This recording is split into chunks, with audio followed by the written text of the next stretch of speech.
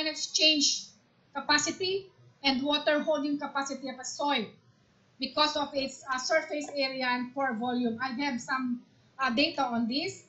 And we enhance plant growth by supplying more nutrients and providing other soil functions. So, napakahirap because it is favored to have a very small particles, like soil particles. Soil particles, as we know, medyo ano lang ha, review lang. We have 50% pore space, 50% solid.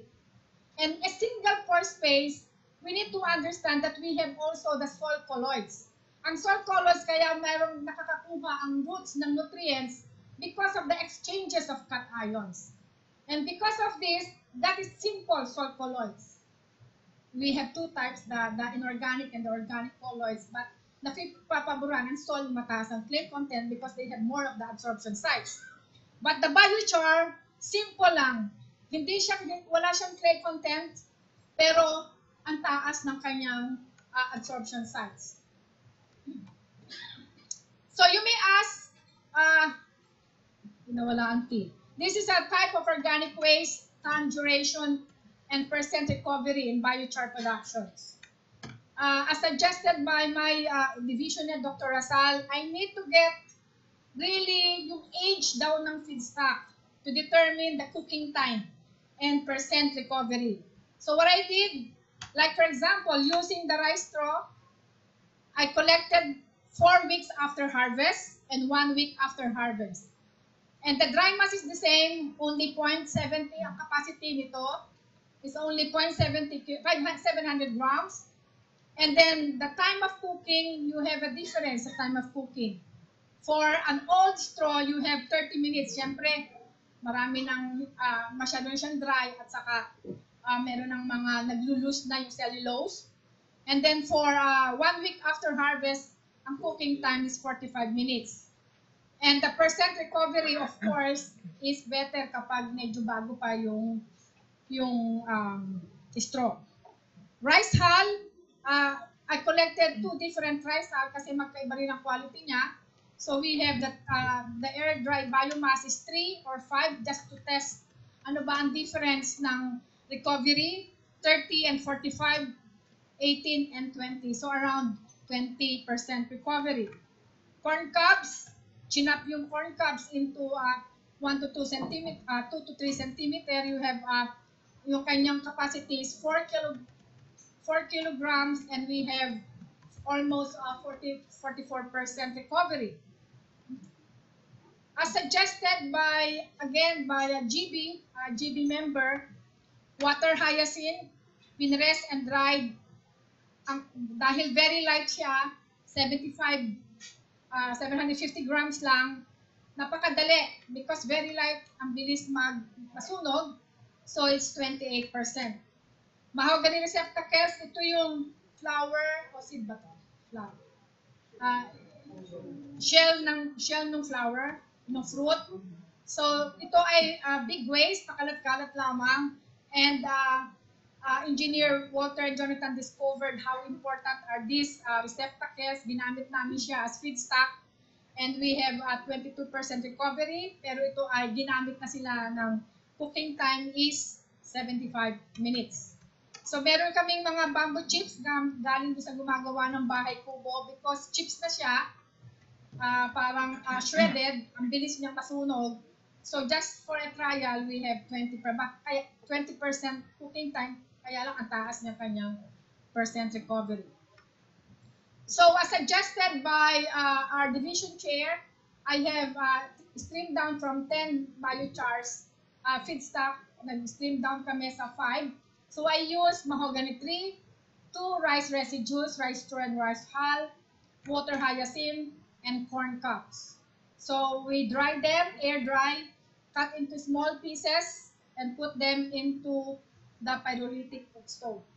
Pinangalanan niya ng GNP is a gasifier, technology, negative carbon production pyrolytic stove. Naka-pending application as UN. And they are cooked as a 75, 60, and 20 minutes respectively between 400 to 550. Meron kaming pyrolytic thermometer, meron din kaming gadget measuring the carbon monoxide that are being emitted while cooking. So, paano makikita ang beauty, yung characteristics ng biochar? For us, we call it the beauty. So, I did the chemical characteristics using this automotive nitrogen quantachrome nova. We call this as BET analysis. And this is this table 2 presents all those characteristics of the chemical properties muna. So you can see here, between the two rice residues, that is the rice straw and the rice hull, with a pH of 9.8 and 7.3 respectively, the rice straw ay mas mataas over a neutral rice hull. And the result might be ascribed to high ash content of the rice straw. Kasi when I analyzed the ash content, they have around 48.94% ash. When you compare it to the rice hull, meron lang siyang 16.75% ash. Ibig sabihin, because of being light, yung kanya mismong characteristics ng rice straw, madali siya mag-burn, and then mas marami ang kanyang ash. So, yung ibang mga partners namin dito sa taga Vietnam, taga Laos, at saka sa iba pang neighboring countries natin, ang rice straw, binababad nila sa putik, sa mud, before they pyrolyze it. This is to hasten yung biglang sindi. So, isa yung method na kaya yung pinakita ko sa Bangladesh, instead of mud, ang ginagamit nila is cow dung, because mas maraming nutrients, sabi nila mas madingas. Sa atin naman, ang purpose naman ng bakit nilalagyan ng mud o kaya ng mga clay, binababad muna sa putik just to slower yung combustion capability niya. So, rice straw, because of these characteristics, the rice straw could be ideally applied to biochar production system, as the high ash content can provide additional fertilizer effects. Kasi yung kanyang pH, instead of having lime, you can make it as to reduce or to increase itong soil acidity. Okay, this is the BET summary of our results from the BET analysis. So the second column is the surface area. So you can see that the rice hull mas marami siya, mas mataas ang kanyang surface area, and also this rice straw. Because of this, because of their characteristic as feedstock, ang nilabasan marami siyang surface area, and they have the same radius, but the radius between these 5 biochars hindi masyado nagkakalayo. Anong ibig sabihin nito? So in soil environments, biochars with small particle size and high internal porosity are expected to contribute most to the enhancement of soil quality. Biochars with relatively low surface areas and the core size particles, mas malalaki ang kanyang particle size distributions, may not be ideal for soil quality enhancement. So on the other hand, biochars with large particle size should enhance stability of the biochar carbon in soil environment. So if we are looking, walang maganda, walang hindi. If you are favoring the accumulation of carbon in the soil, it is best to apply in large particles. But if you want immediately to enhance the quality of the soil, especially the physical properties, the porosity, the aggregate stabilities, you can use the small particles because it easily enhances the soil quality of the soil. So I again subjected the same samples to a field emission transmission electron microscope, and this is the EDX analysis. It is the energy dispersive X-ray spectroscopy. To perform only, you need to select an area to perform the yung pagdaan nung sa microscope. And this is the beauty of the biochars. Marami siyang dot. And you can see sa lower niya, nandun yung mga dominant elements. This particularly the amount of carbon, meron siyang 86.3%. This is a nanoparticle. Kapag in-apply mo to sa soil, just imagine how much carbon you are saving. So this is water hyacinth. So you can see all those little particles again. Para siyang germs, para siyang bacteria. But they are elements. Kaya ang tawag sa kanila is elemental analysis. So water hyacinth has, yung carbon niya is 72.9%.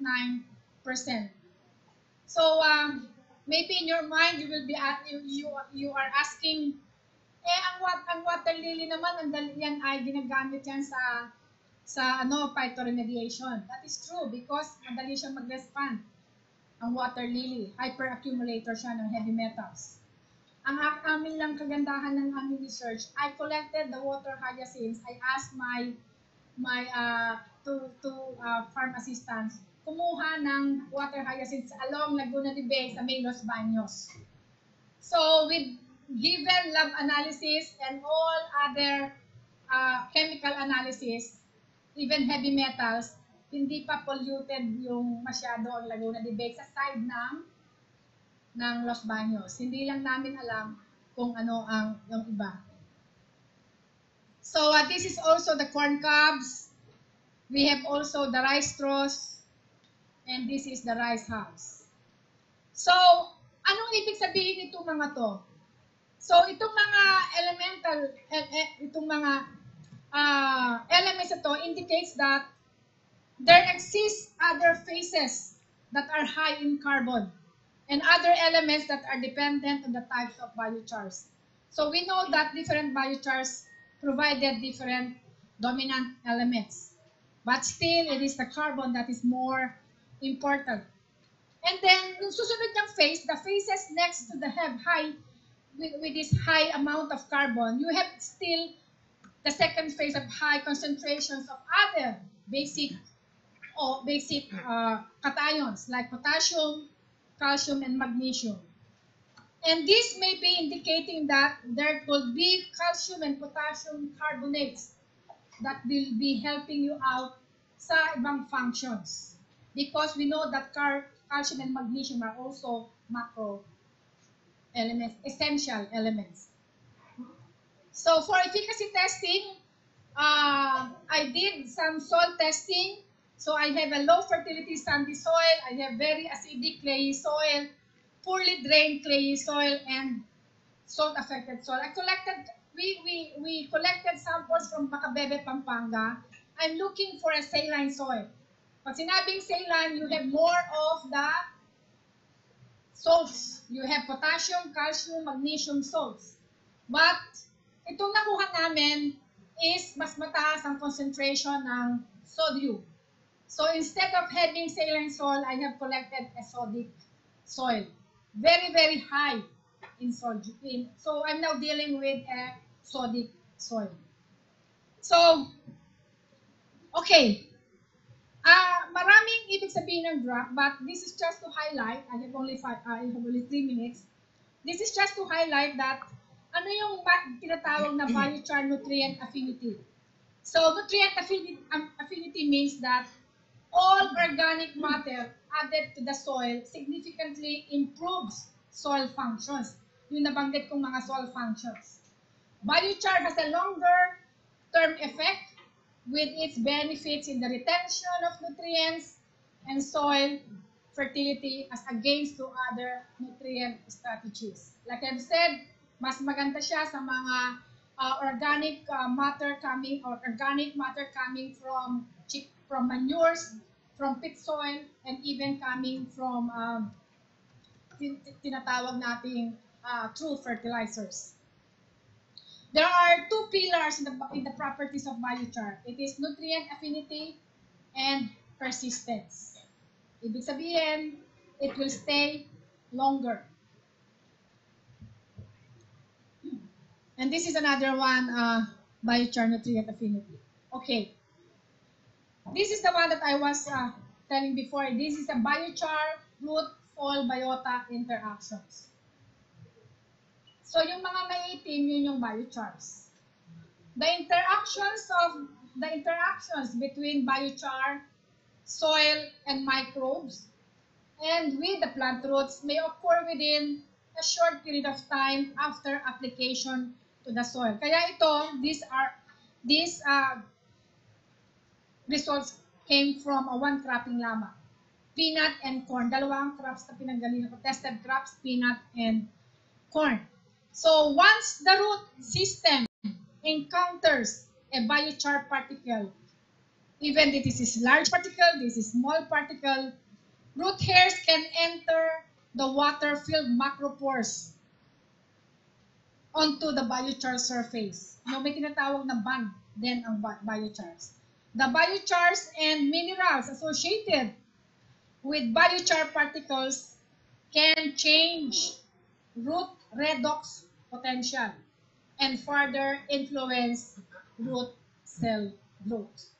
And with all those little particles, doon ay hindi lang dadala yung data, but I'm trying to analyze ano yung mga dominant colonies ng mga microbes. So with this, the physical quality of feedstock greatly affected the duration of biochar production when using the food stove. Light materials, I have said, such as water hyacinth rice straws, demonstrated shorter time of burning, and compared to the heavy materials such as mahogany tree flower receptacles. So proper orientation of feedstock when you are using this cook stove, you need to have the proper orientation inside the pyrolyzing barrel to have high recovery of biomass of quality biochars. And the prototype pyrolytic cook stove could be ideal for rural areas as it can be used in cooking and at the same time producing soil amendment for croplands.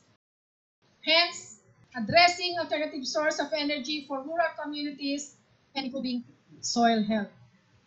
So since I don't have time, I just want to say that the issues related to this are the sustainability of feedstocks. So like I have said, the production of large quantity of biochars, like now the recommendation is between 10 tons to 40 tons per hectare. We need to follow the IBI's protocol on sustainability. We have also source and amount of biochars needed, especially if the soil is so degraded, katulad na mataas ang soil contaminations, we need to have more of these researches and biochars.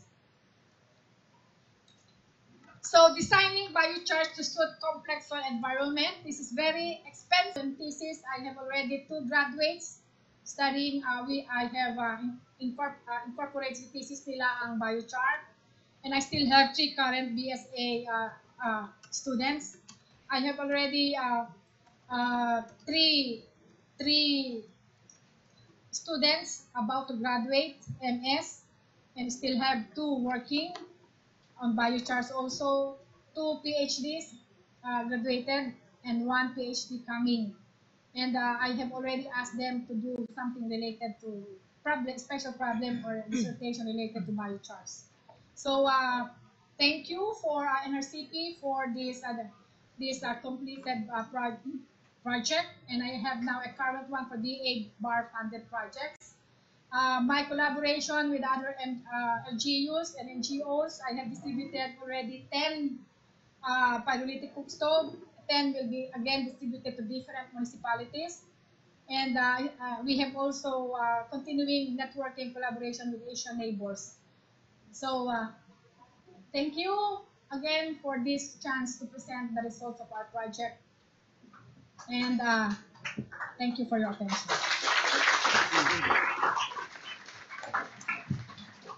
Thank you, Dr. Panga, for a very informative presentation on biochar. Para tayong nasa science class.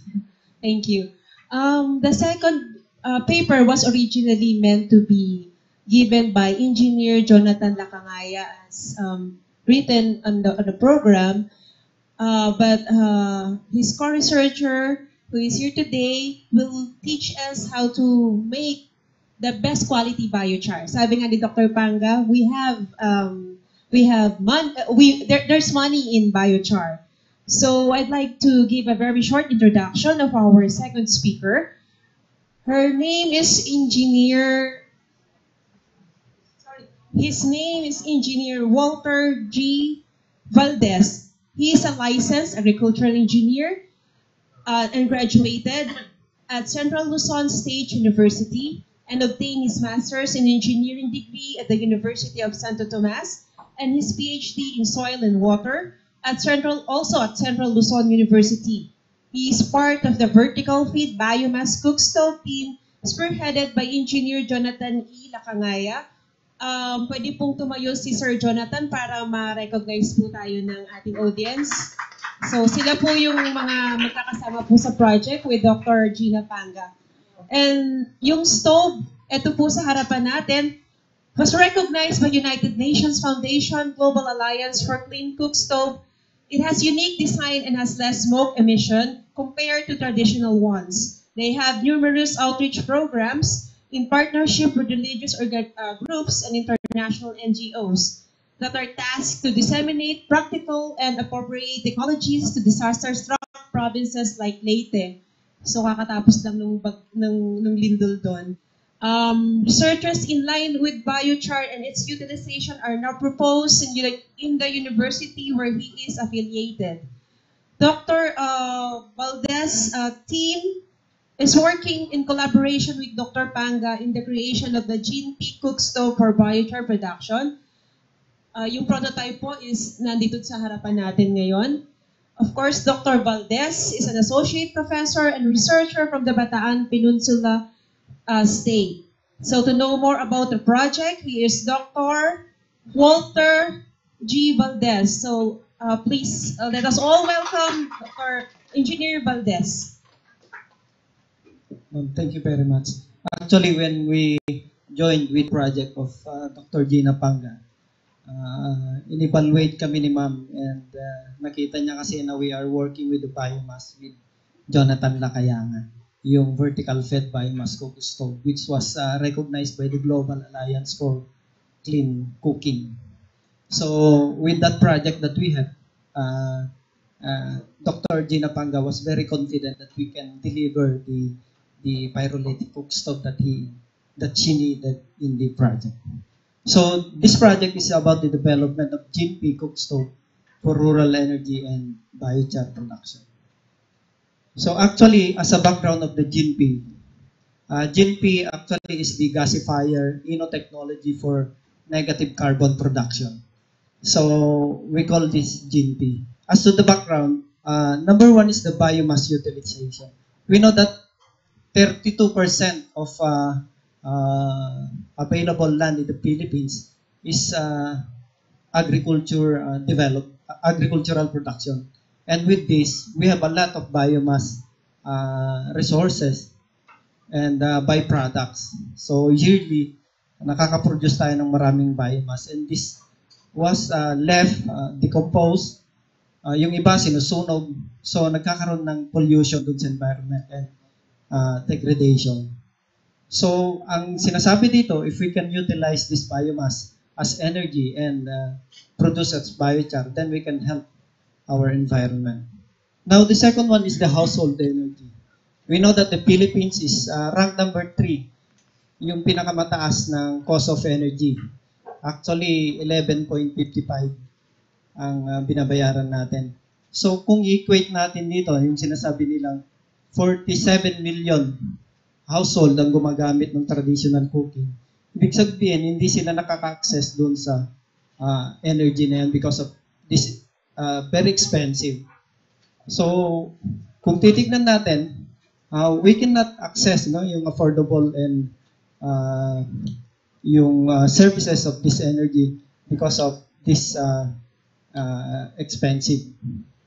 So, another one is the soil improvement. So this biomass, we transform it into a biochar and we use as soil remediation. So as discussed by Dr. Gina. So from there, if we can improve the soil condition, we can increase the production of crops. So these are the design criteria that we consider. So number one, low-cost material, simple in construction, and easy to operate. So, and safe. So, this is our design. So, number two, can be used any types of biomass. So, ginamit namin yan, maski yung mga trimmed grasses, i-dry mo lang, pwede mong ilagay dyan, makakaluto ka na din, you can produce your own biochar. So, utilization of natural air trap. So, hindi na kailangan ng motor or electricity to operate that cook stove. So, yung natural air trap lang, hina-harness namin yun to produce an energy and a biochar. So, by maintaining yung sinasabi ni Ma'am Gina na 400 to 600 C, yun yung pyrolysis kasi. So, with this, we generate energy for household cooking. So, yung purpose, nakatulong tayo sa environment, na-utilize natin yung pakalat-kalat lang na biomass, nakapagluto, then nakagawa ng biochar. So, yung sinasabing negative carbon. So, number 5, we make sure that we attain this pyrolysis temperature within 400 to 600 degrees C. Then, after that, we can convert those biomass into fuel, into useful biochar. So, ginamit natin yung biomass. So, pinanggatong natin, nakaluto tayo, naka-generate tayo ng energy.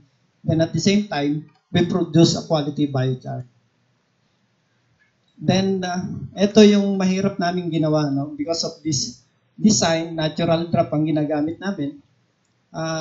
We have difficulty in measuring yung emission during the operation. So, wala kami kasing magandang laboratory. Even the Philippines, yung mga ibang SUC, we tap the different SUC. It's very difficult to measure yung mga gas emission. But we have a gadget provided by Ma'am Gina. So, we evaluated that. So, this is actually the simple design of the GINT cook stove. And the bottom right corner are some of the results of our study. We get an average of 471.67 degrees C and the CO2 emission of 410. Now, in Bataan, when we tested this GINT cook stove, we recover at least 8.72% of mixed grasses. Then for mahogany, 22.43%. Then dry sal was 18.16%. So this sample is the electron, the scanning electron microscope, which we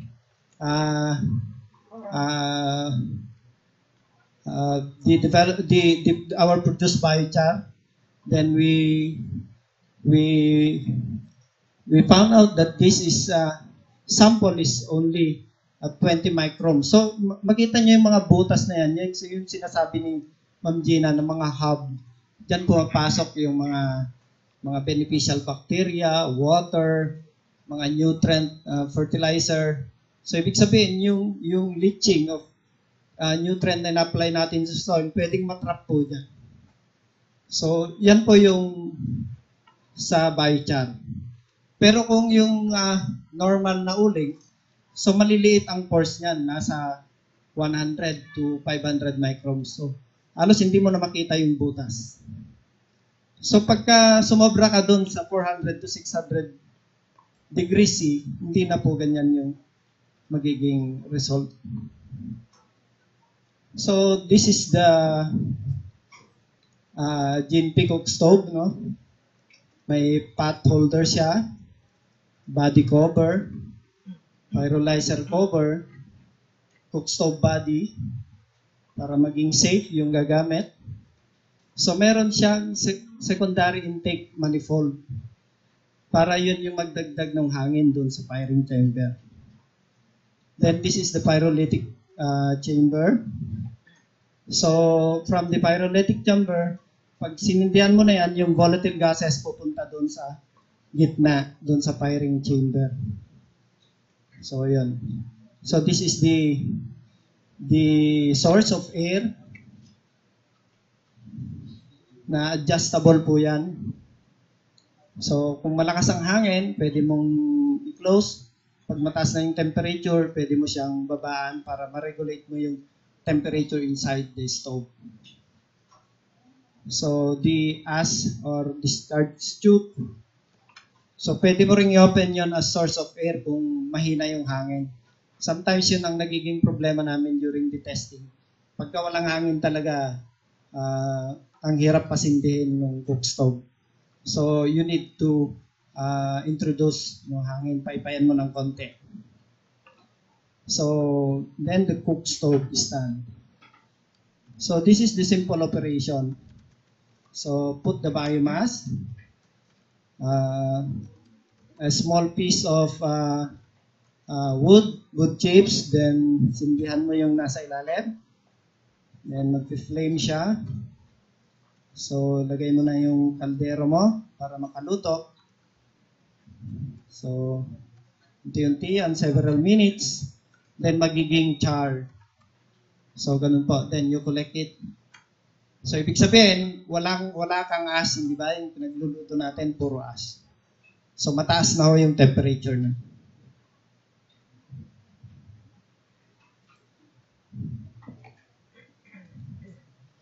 So, I will show some video, actual operation ng aming cook stove para po, kasi ang hirap kasing ipaliwanag pag puro picture. Mas maganda po yung actual operation.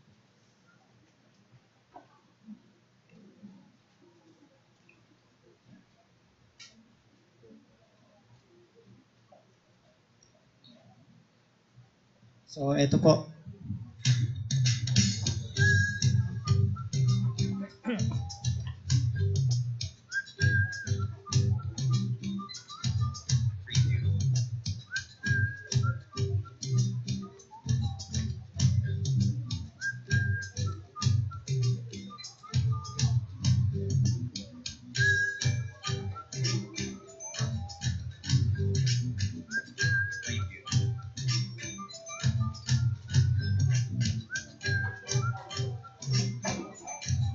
So makita nyo dun sa loob na po yung volatile gases na sisindihan dun sa mga butas.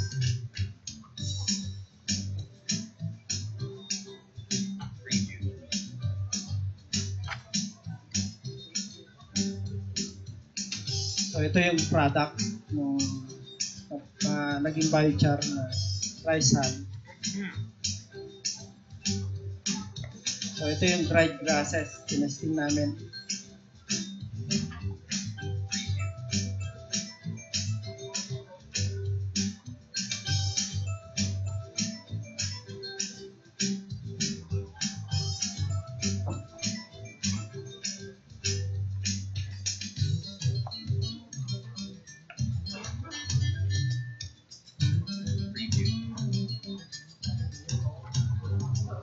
So, ganyan siya kalakas pagka hindi mo ni-regulate yung air.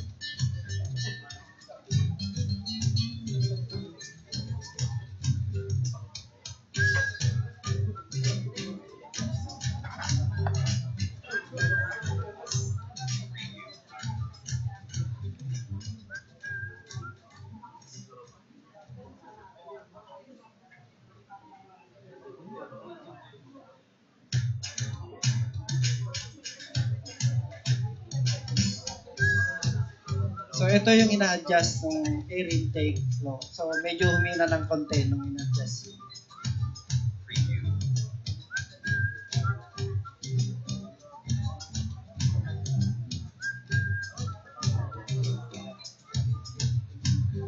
So, ito na yung result nung mixed grasses na char.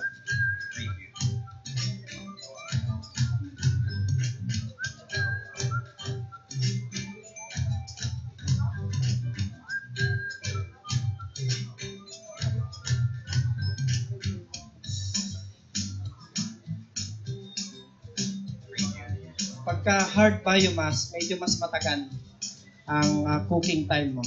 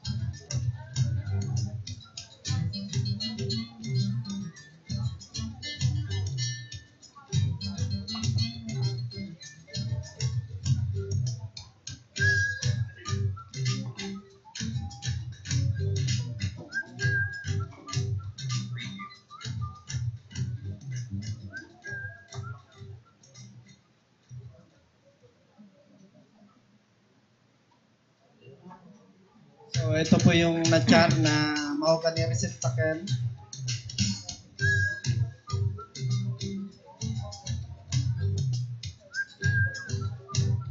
Buo pa rin siya pag nakita ninyo.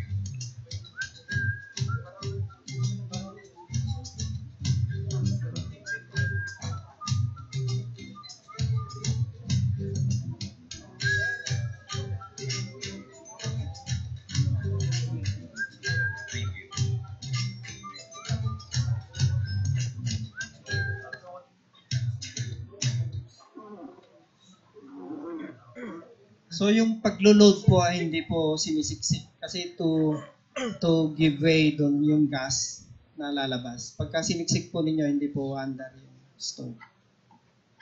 So ito po yung principles of operation. Actually, discuss na rin kanina, pinakita yung action. So, ang nagiging problema lang dito during our operation talaga is yung adjustment ng air intake. So, saka yung paglo-load ng biomass dun sa pyrolytic chamber. So, if we use a grasses or soft biomass, so mas base dun sa testing namin, mas maliit ang time ng cooking mo, around 20 minutes, 25. Pero pag hard biomass, like for example, siguro yung mga wood chips, mas matagal yun, more than 1 hour. As we computed dun sa mahogany receptacle na hard biomass din yun. So, thank you for your attention.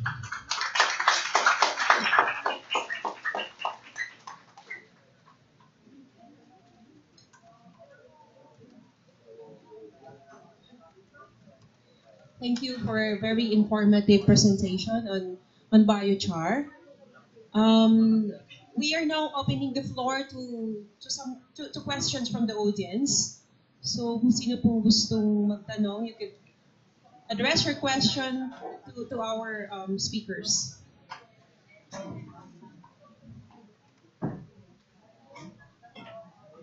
So, yung biochar, the small but incredible cook stove of Dr. Gina Panga and her research team. May I call on Dr. Engineer Lacangaya to join our panel of discussants.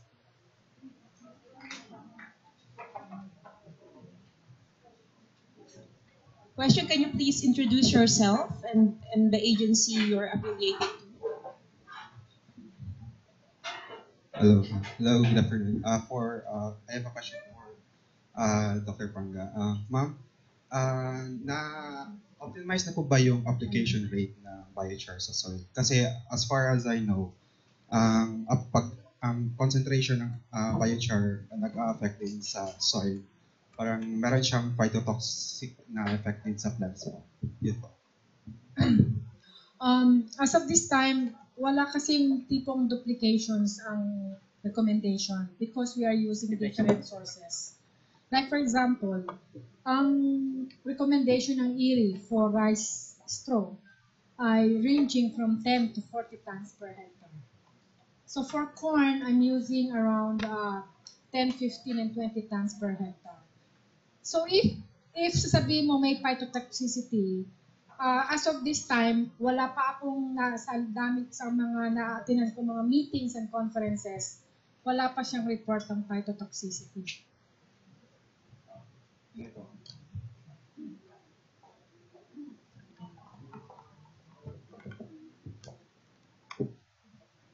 Sir, ayong nagtanong po, can you please introduce yourself and your office for documentation purpose? I'm sorry, I'm Joshua Mawasang from Biotech UPLB. Any more questions from the audience?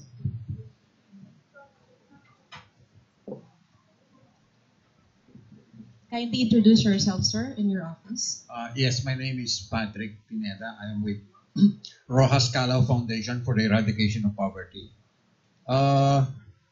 Question.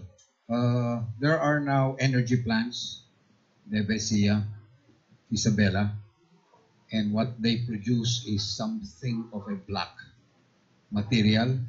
How do you classify that?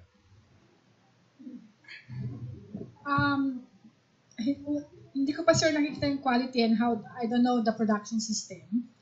Pero sir, katulad ho nung mud press ng sugarcane byproducts ng mga Central. Sir, ang mud press kasi ay hindi siya ma-consider na biochar because of the production process. Ginagamit sila na alternative source of energy for cooking the sugar cane. Ang sabi nila, it is really very high temperature at more than 1,000. So anything higher than Yes, what sir. is Yes, what's sir. your limit? Sir, 400? ang sinasabi kasi sir nga sa properties ng biochar, you can produce a good quality if the temperature ranges from 400 to 600. Only. Yes, sir. Beyond that, You have already a different type of out products. So you can have it as biochar as long as hindi siya nag-a-ash. But the quality bumabaksak na po yung mga pores. yes. So there are now many publications and research outputs indicating at this type of temperature, this is the quality of biochars that you might be getting. Yes. Okay. In relation to that, because of the massive production, I feel probably DOST should look into the possibility of mixing that with hollow blocks, or possibly in the cement building of roads. Baka the possibility ang dami, and that's a problem. I don't know why they got clearance from EMB. Whether they were challenged as to how they will process now the waste. And that could be a problem both for the surrounding areas and also the plant itself. How much waste will they be allowed to generate before something, parang they are forced to actually process that too. No? And right now, parang question mark. Okay. The other issue lang that I wanted to raise is, you have a design, matagal na yung design na yan also with Phil Rice, if I'm not mistaken. Do we have a compilation? What? Yan po yung Sir, yun nga po, nagtawag po ako, I conducted a symposium, a national symposium, asking SUCs and LGUs, in-invite ko po yung mga meron ng biochar-related technologies. So far, coming from Phil Rice is Dr. Evelyn. Yes. And sa kanya is pyrolized carbonized rice hull. I also invited coming from BSU, is already also a pyrolized carbonized rice hull. IRI is also carbonized rice hull. Rizal yung isang university sa Rizal, is also carbonized rice hull. So what's for information lang and knowledge? What's the difference? So, sir, they are using pyrolyzer, and there are different methods of producing biochars. There are fast pyrolysis, low pyrolysis, and I forgot the two methods. But carbonized rice hull is categorized as fast pyrolysis. The danger there is you are exposing the feedstock into higher temperature. So in that case, it is considered biochar if they maintain the temperature at that level. So sabi nga natin, sir, the biochar dependent on the feedstock, the duration of the cooking, and the temperature. Yes. Okay. Now, last question. I understand the heat is tremendous. Two things lang pala. The first one is, can you not design something like of a Lorena stove? In other words, instead of one hole, 2 or 3 holes, in order to utilize the energy much more. And then finally, can you not capture the smoke?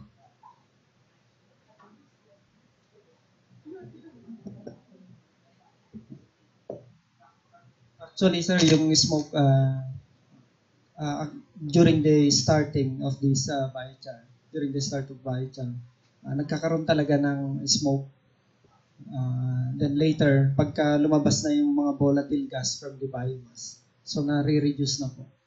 Pero kung if we want to improve the flame, gusto nating mag-blow, mag-i-induce tayo ng air, pero yung biochar naman natin, hindi na po mapoproduce ng biochar. Kaya it's very, very difficult yung gusto natin na magandang flame, blue flame, pero hindi natin ma-attain because of the temperature na kailangan natin to produce a biochar. So, kagaya nung nakita nyo kanina, yellow flame po yun. Ay orange siya, red. So, pagka ibig sabihin nun, kulang pa rin yung air na nandun sa loob na pumapasok. So, ang kwan po nun ay para na po ma-maintain namin yung 400 to 600 degrees C. Pero if we want to a good flame na blue, ang ilagay natin, dadagdagan natin yung air. Pero yung production ng biochar, hindi na natin po magagawa. So, yun po yung nangyayari sa cook stove.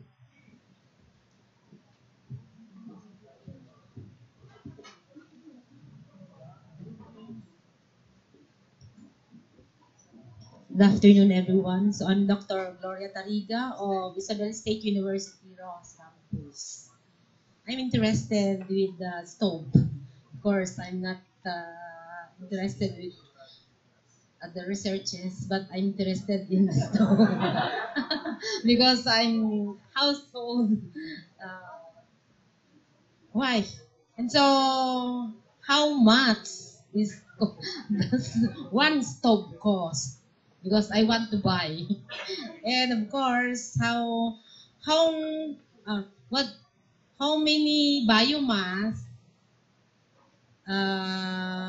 or kilos of or per bag or any weight or density can cook 1 kilo of rice like that, so that we will have an idea of our expenses. Thank you. Sayang naman, ma'am, kung hindi niya mahalin yung biochar. Gusto niya na rin yakapin yung cook stove. Isama niyo na po yung biochar kasi magkasama po sila. Ano po? Di po ba? So, doon sa dami. Actually, if you use the hard biomass, 7 to 6 kilogram po ang load po nito. And batch type po siya. So, nasa 1 hour to 60 minutes to 75 minutes po yun na magagamit mo. Yung sa kahoy na hard biomass. Pero kung yung dayami, that is only 20 minutes. Opo. Meron ka na hong apoy na pwedeng pagpainitan ng tubig. So, yung rice kasi hindi mahirap pong gawin yon kasi kailangan mong i-regulate yung temperature. Siguro ito pwedeng pang painit ng tubig for coffee, lalo na in the morning and afternoon. Pwede rin po sa rice, pero kailangan talaga ng skill ng operator para ma-reduce mo yung temperature. 3,500 lang po yung cost. 3,500 po. Pero you can reduce this kasi doon po sa kay Ma'am Gina po. Siya po yung pero pwede pa rin pong i-reduce yung cost nito kasi kung makita niyo yung cook stove namin, pangit yung welding kasi itong mga estudyante namin ang naggagawa. Pero kung siguro yung mga talagang marunong sa fabrication, may improve pa po yung itsura ng cook stove. Mapapamura pa po. Medyo yung cost is will reduce.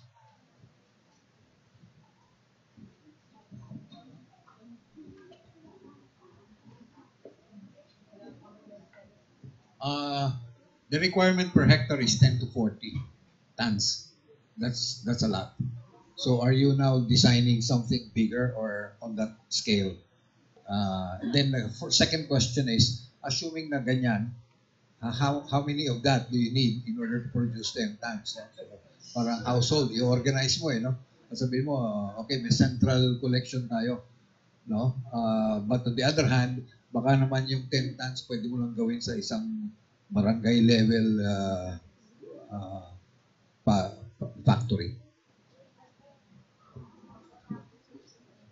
So sir, ang objective kasi ng project is just the one that we doon sa aming tinatinang na training. So it's just a matter of cook stove. You have a source of energy for cooking. At the same time, we have only a small amount of biochars. So the project has already completed.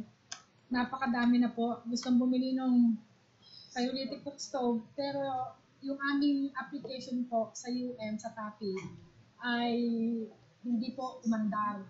So hindi namin alam kung anong magiging usapan. But anyway po, yung tungkol naman sa rate ng 10 to 40 tons per hectare, normally yun ang rate. Yan din po ang problema ng mga countries ng EU at saka sa US and even Australia. Kasi it's very expensive to produce a reactor.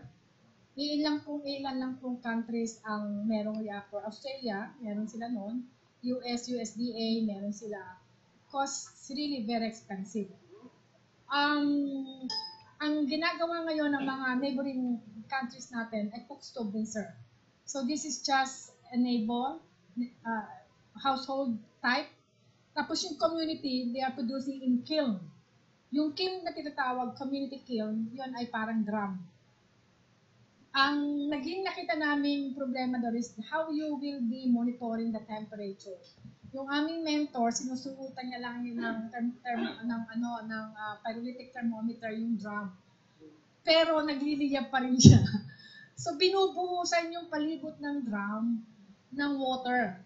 Because it's very hard to control dahil wala nga siyang dahil ang laki ng kanyang magiging inlet ng oxygen.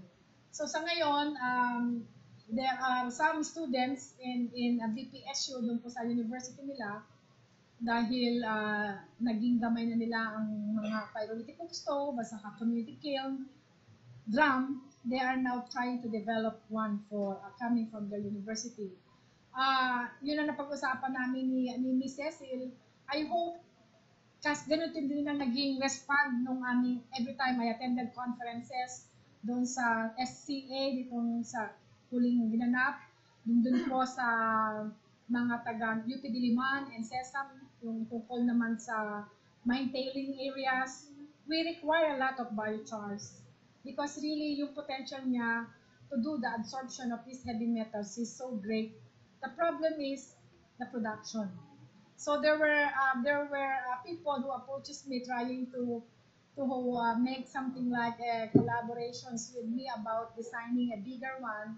Pero ako po ay loyal sa NRCP and I'm still waiting for the decision ng NRCP kung ano susunod na step. And I'm hoping isang agency din under ng DOST who would want to invest sa isang parang prototype na reactor It costs a lot, but it will be really very helpful sa akin. Especially, we have a lots of basura.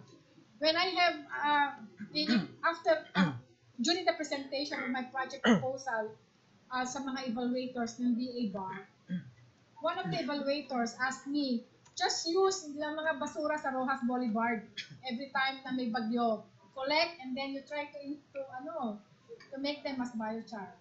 Walang problema doon, sir, as long as you have that equipment or reactor that would accommodate those type of basura.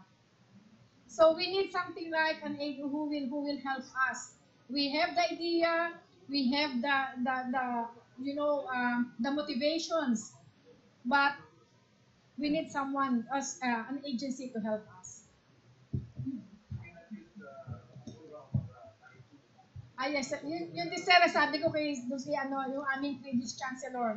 Sabi ko, sir, binibiro niyo naman ako. Paano ko gagamitin yung mga basura ng Roja, Pero, yun lang, ang ibig lang sabihin, sir, I'm just contained sa maliit lang na production ng biochar. He is seeing na kailangan malakihang production ng biochar because we are just talking 1 kilo, 2 kilos, or 5 kilos. But the requirements tons per hectare. Mas maganda sir business nga. Imagine $1,000 per good quality, $1,000 per ton. So maganda sana ang business if you have all those capitals. Okay. We can only entertain 2 more questions. So actually, ma'am, I have already seen production of biochar in Ilocos. Yung pit, naghukay sila, tapos nilagyan ng drum. Ang dami nun yung rice hull, and then sisindihan nila yon, and then pag malapit ng masunog, tatakpan na nila yon. So ang dami talaga. So yun ang mass production. As compared to that, talagang konti lang yon, konti lang malalagyan niya, siguro mga pots or garden lang. Pero yung nakita ko yun, ma'am, talagang mass production ng biochar. So siguro, marami, kung mag-produce ka ng ganyan, ma'am, marami kaming gagamit para maraming mabe-benefitan na rice fields. Thank you. Question from our participants from the LGUs. Sasagutin ko lang si Madam. Again, babalik tayo sa question yung temperature kasi. Tama po yan. Ilagay natin, sinigihan, tinakpan. Pagbukas natin, ito na. But the question is, yung bang temperatura, yung temperature in 400 to 600 C ay na-attain ba natin? So yun po. Well, yung kay Sir kanina, dagdag ko lang, we're trying to work on a much bigger capacity for biochar production. Again, it's a question of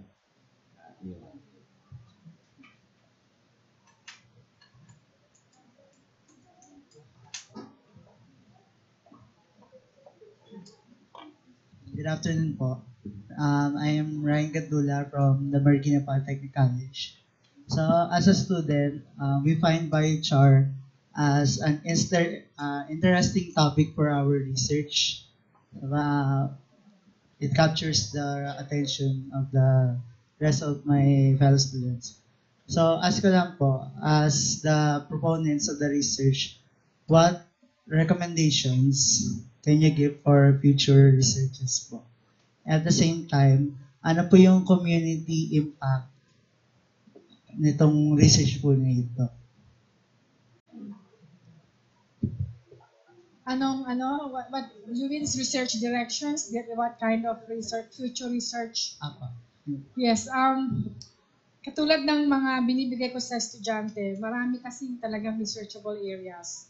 Even if you will be reading articles coming from China, coming from abroad, you can see they are very specific kasi because we are dealing, parang yung organic fertilizer.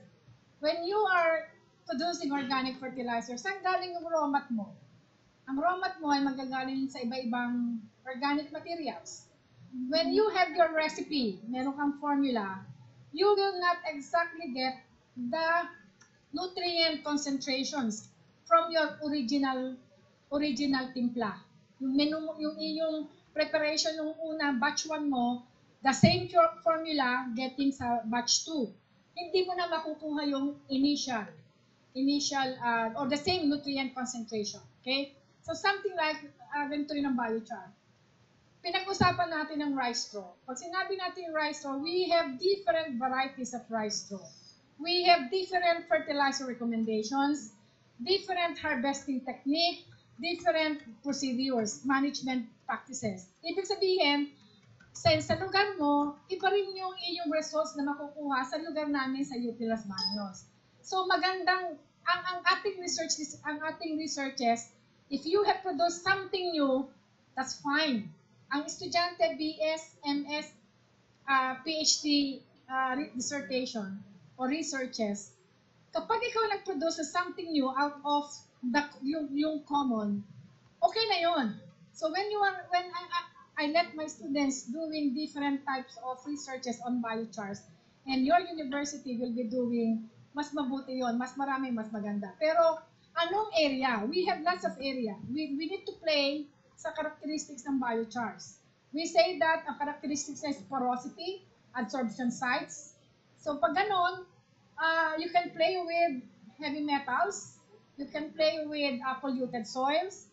Ano ang katulad nga ng kausap namin si Division 7 Dr. Dimiano, nagba-biochar siya. Marami rin siyang researches. Sabi namin, sir, ma'am, sabi ko, mukha yatang maganda naman yung filtering, because that is one also uses of biochar. So there are many researches na hindi mawawalan. Laging may bago, pag may bagong output, mas maganda. May question from our NFCP staff. Ihabol ko lang. For Dr. Panga po, what do you think is the downside po ng ating paggawa ng biochar? Does it, to a degree, degrade the environment? Yun po yung una kong tanong. And then, kay Sir naman po, ano po yung have you addressed user safety sa paggawa po ng ating stove? At siguro po ang last na lang ay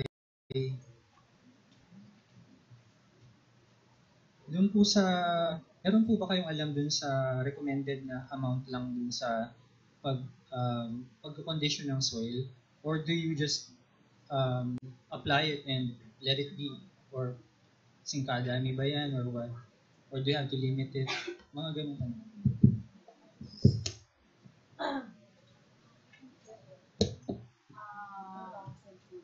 Anong downside ng biochar technology?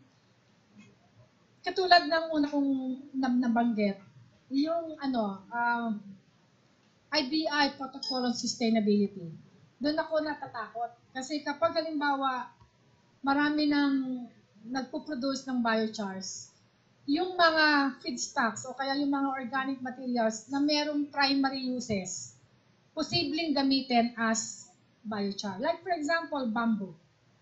Bamboo in Japan and bamboo in China, ang pinaka-popular nilang binibentang biochar is bamboo, coming from bamboo. Kapag yan ay na-pick up ng mga, halimbawa katulad dito sa atin, sa business side, gagamitin nila yung bamboo. And bamboo, meron tayong primary uses ng bamboo.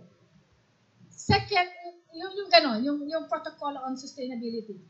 Baka nakakatakot na mawalan tayo ng isang talagang primary use because of that. Yung second na ang isang laging question dito ay the production itself, because you are producing carbon monoxide, you are producing other gases na unfortunately ang amin lamang na-analyze na carbon monoxide dahil yun lang yung meron akong gadget. When you are producing that, yung smoke that will be coming out of while you are producing, antimano, sasabihin sa iyo ng community ay hindi pwede because of the Clean Air Act. We have many ordinances, local ordinances, and we have National Republic Act about clean air, about the gases.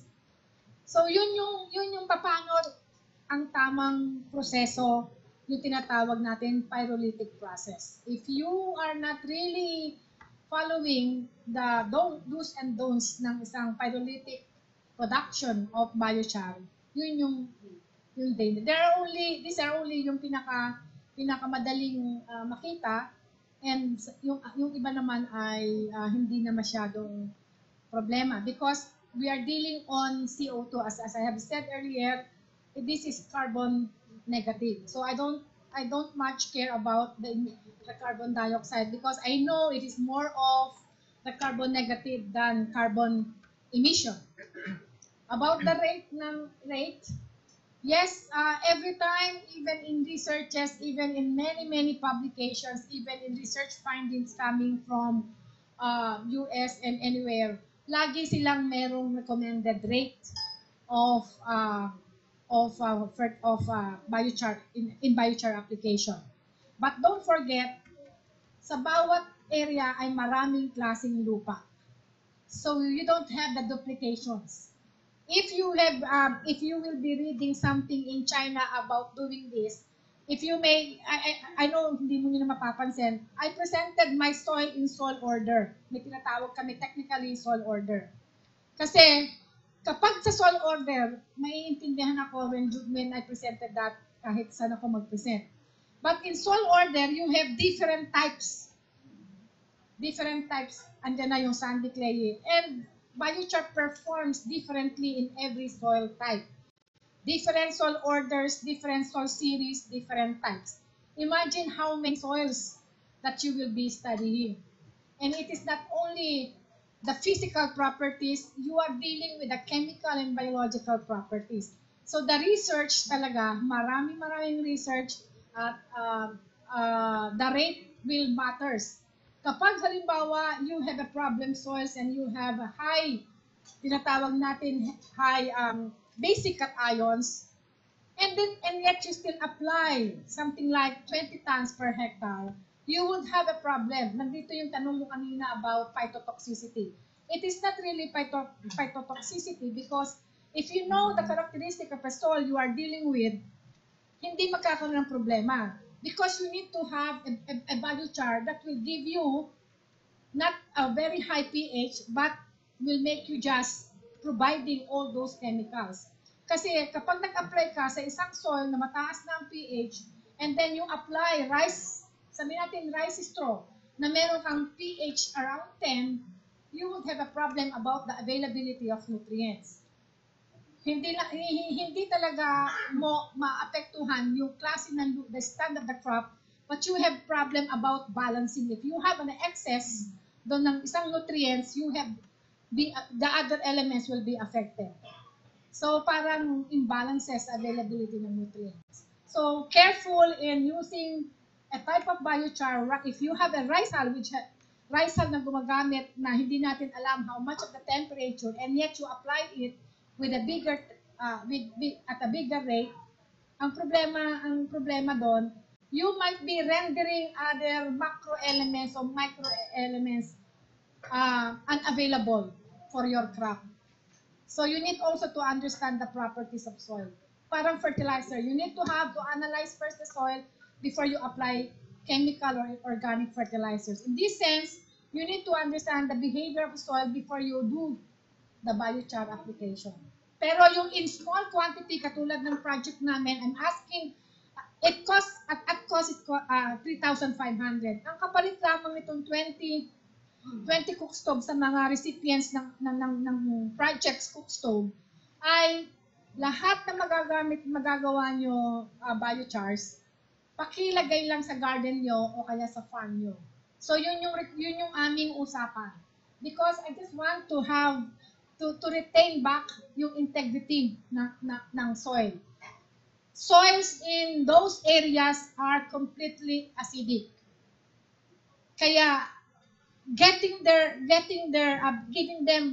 as recipients, giving these recipients itong cook stove, I already studied the type of soil that sa kanilang farm.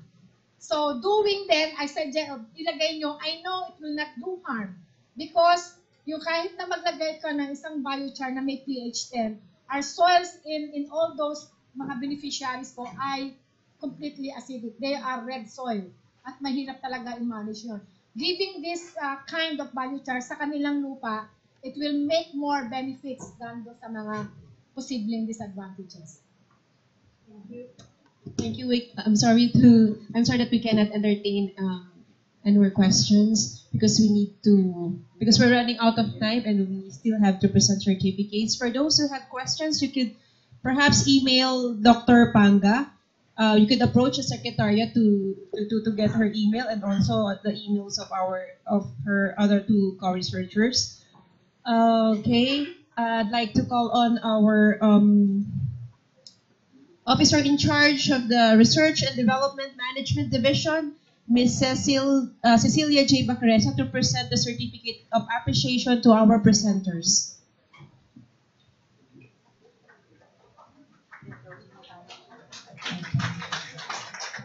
The Department of Science and Technology National Research Council of the Philippines awards the certificate of appreciation to Gina Villegas Panga, PhD, in grateful acknowledgement and sincere appreciation for her invaluable service as resource speaker for the Forum on Biochar, Alternative Source of Energy for Rural Households and Technology for Improvement of Soil Condition, given this 11th day of July 2017 at the PTTC Pasay City, signed Executive Director Marieta Banyo Sumagaysay.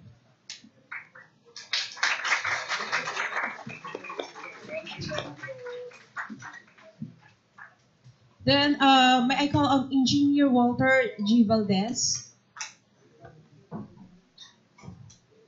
Okay, another certificate with the same citation is awarded to Engineer Walter G. Valdez in grateful acknowledgement and sincere appreciation for his invaluable service as resource speaker on the topic Development of GNP Cook Stove for Rural Energy and Biochar Production.